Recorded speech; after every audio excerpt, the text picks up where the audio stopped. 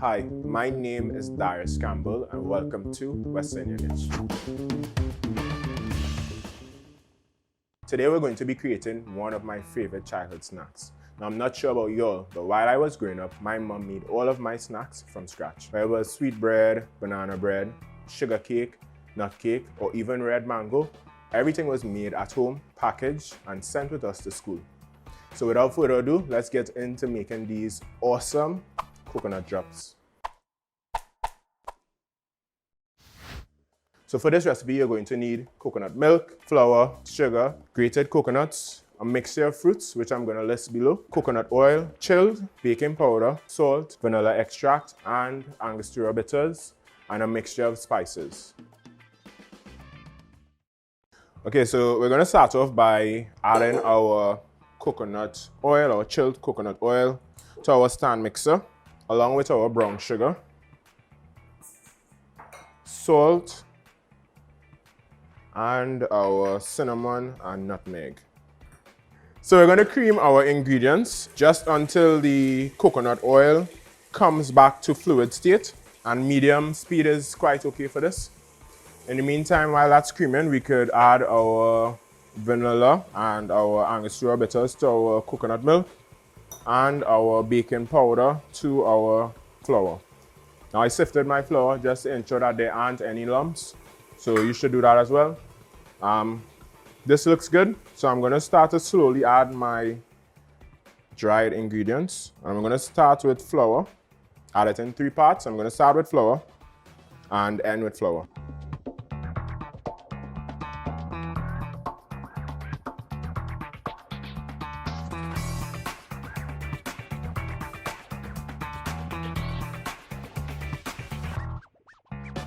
Alright, so you're going to ensure that you're not overly or excessively mixing your batter, because you don't want the gluten to develop in this particular recipe. Alright, so once my batter is well incorporated, or my ingredients are well incorporated, I'm going to just toss in my grated coconuts and my mixed fruits.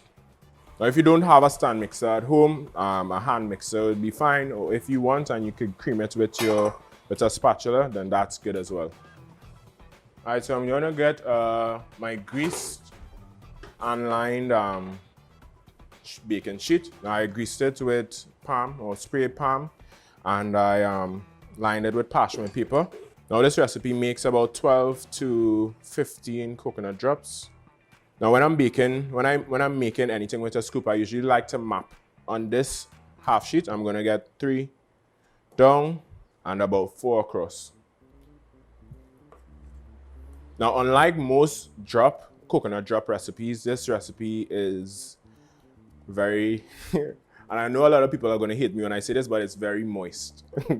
So it's not dry, it's not hard, it's really, really, really nice. All right, so I got 12 from mine. If you want, you could use a bigger or smaller scoop. However, you are going to have to kind of like watch how you place them to ensure that you give them enough room to bake. Right, so I'm going to pop this in the oven. Now I had my oven preheating at 325 degrees. I'm going to pop it into the oven for about 25 to 30 minutes.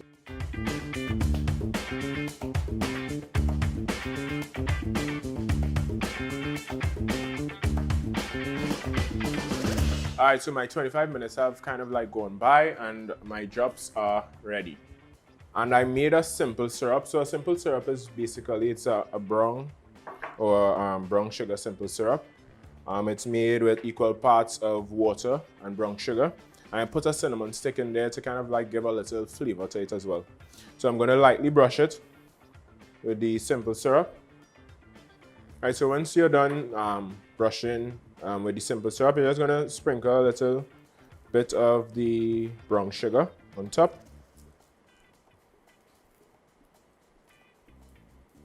I mean, if you want to, you could kind of like, salt bait a little bit. And there you have it, your 100% vegan coconut drops. It just kind of like almost falls apart. Really, really good. So that was coconut bread.